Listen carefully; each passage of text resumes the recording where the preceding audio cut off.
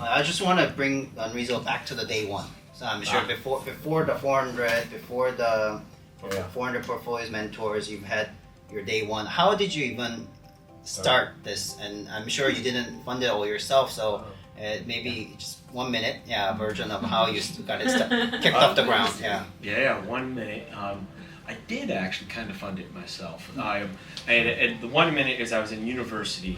This goes really far back. I started really working on this in actually 2006. We launched a pilot program in 2008. At that time I was studying philosophy in university, and I had 3 startups that I had founded and was running. And all those startups, we were trying to solve societal and environmental issues about for-profit business models. And the world was really bifurcated. I couldn't find anyone who spoke the same language, wanted to use profit around solving these really tough challenges. So I felt like a misfit, and I wanted to seek refuge amongst fellow misfits. I wanted to be able to have a community of entrepreneurs who spoke the same language. And that's it. I couldn't find it anywhere in the world, so I felt like I had to build it. So I was in university, and in 2008 we ran a pilot program.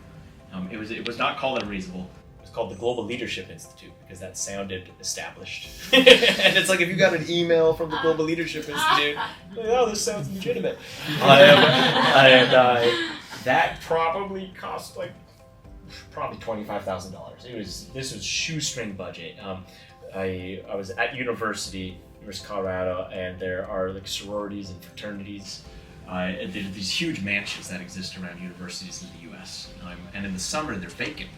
So we could use that, and this was like their mission, this would be like their contribution to society, and we could rent them out for like $2 or $3 per person per day. So it was almost nothing. And so we were just able to run it. And so the right answer is, I just started it. I certainly didn't have permission, but felt like this needed to exist, honestly, selfishly, for me. And after we ran the first Unreasonable Institute, which was in 2010, that's when I realized that I needed to, or had the opportunity to swallow my ego and pride and acknowledge that there are smarter entrepreneurs on the front lines of solving the really seemingly intractable challenges. And if I could take this strange experiment called Unreasonable Institute, try to turn it into the most effective organization in the world at helping those who are doing the hard work, then that would be a lot more impact than me just doing 1 or 2 companies. Even in 2010, it was largely bootstrapped. We did launch actually to pay for some of those costs because that was a 10-week program. We had over 1,100 applications from all around the world. It was easy because nothing existed like us at that time. So you could be a big fish in a small pond when you're the only fish. Nobody could compare us to anything. And so they kind of signed up. So we had 1,100 entrepreneurs apply. We narrowed that down eventually to a top 50. And we built a crowdfunding platform. And this was in 2009 because the program in 2010. And this is right when Kickstarter was coming out. So Perry Chen, founder of Kickstarter, if you all are familiar with that, it was the first real crowdfunding platform out of the US. He was a friend then. And so I was learning from him, so we launched our own platform. And in essence, the entrepreneurs crowdsourced their tuition. So next question is, times are tough right now with high interest rates, hyper inflation. So my question is, how are the fellows feeling about this, as well as your backers? Because inflation, high interest rate, there is no exits happening very much on the IPO front. So everyone's feeling the pressure, and I'm sure you've seen the data through your number of per fellows. So yeah, it's really hard. It's a very hard time to be an entrepreneur who has a capital-intensive business in terms of financing needs. And if you're profitable, it's a different story.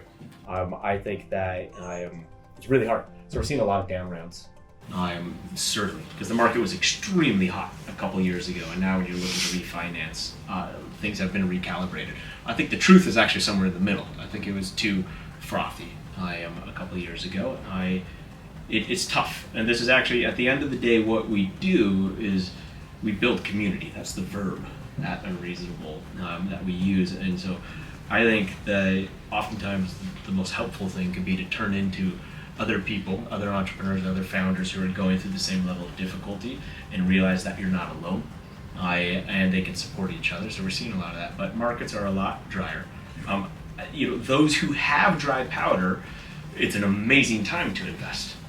because as markets are dry and everybody's scared, then valuations are much lower in that sense. So I always find it, I think a lot of the investment world is deeply emotional, and it's driven either, both are by fear, FOMO, fear of missing out, so that things get hyperinflated, or the fear of losing everything because there's uncertainty. But when things are down, it's the best time to deploy capital.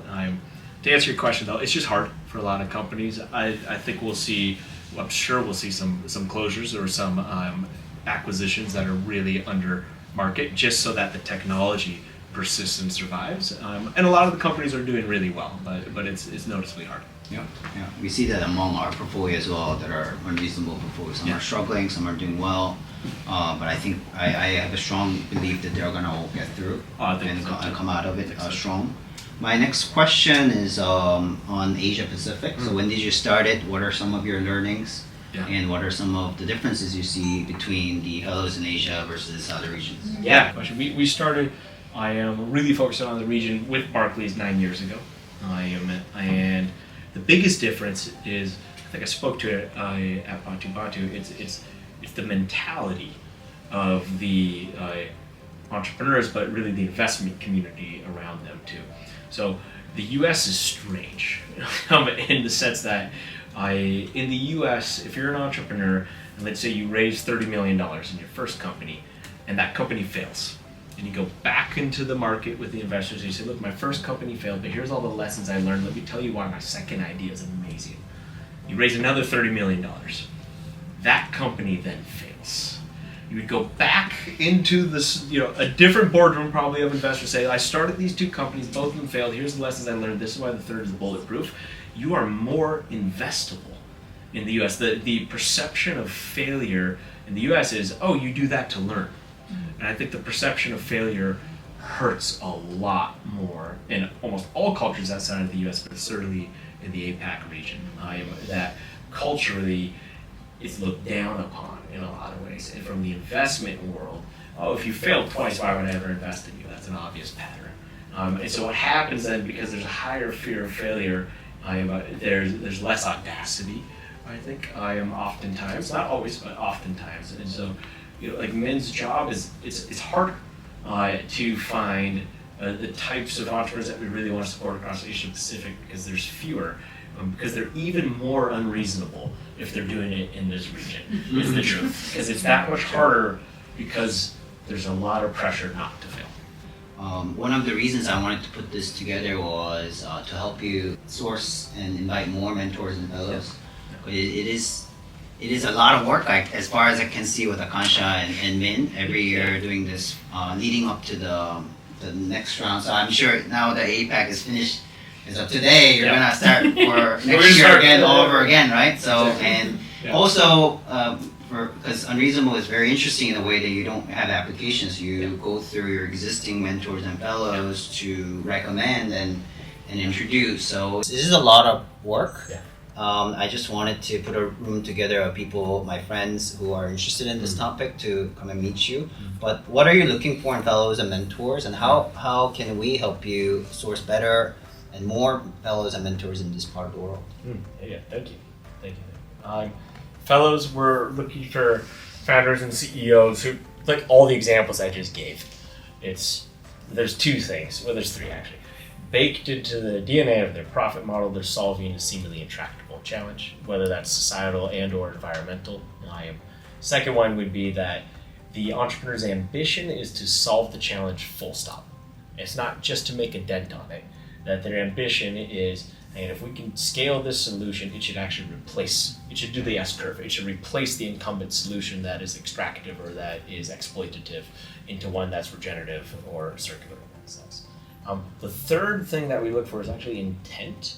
So we really want to support founders who the reason they're starting their business is not to make $1 billion company. It's they realize, in order to have the impact that I want to have, this needs to become $1 billion company. We think that intent is actually a much more powerful driver to go through all of the hard times than profiteering. We think of it as like profit's not a good or bad thing. It's an agnostic tool that can be levered in either direction. We do not seek out entrepreneurs who are like profiteering, is what I would say. but they're using profit as a tool to create change. For mentors, it's people like yourself who are really committed to supporting these types of founders, who see how hard, who see how courageous it is, and want to help lighten the load and support in any way they can. So that could be serial successful entrepreneurs, of course. We do really enjoy when mentors come in as C-suite board members or founders of multinationals as well, because they can be uniquely helpful oftentimes on saying, hey, well, here's how you would work with somebody like me, an organization or institution of this size. Investors who have really healthy pattern recognition, but are supportive. There are multiple types of investors, there's multiple types of entrepreneurs in between, and I think you get the sense of the type we're really hoping to bring into the community, but would love your help. And if you're interested, come talk to us, because we're always looking to grow the network.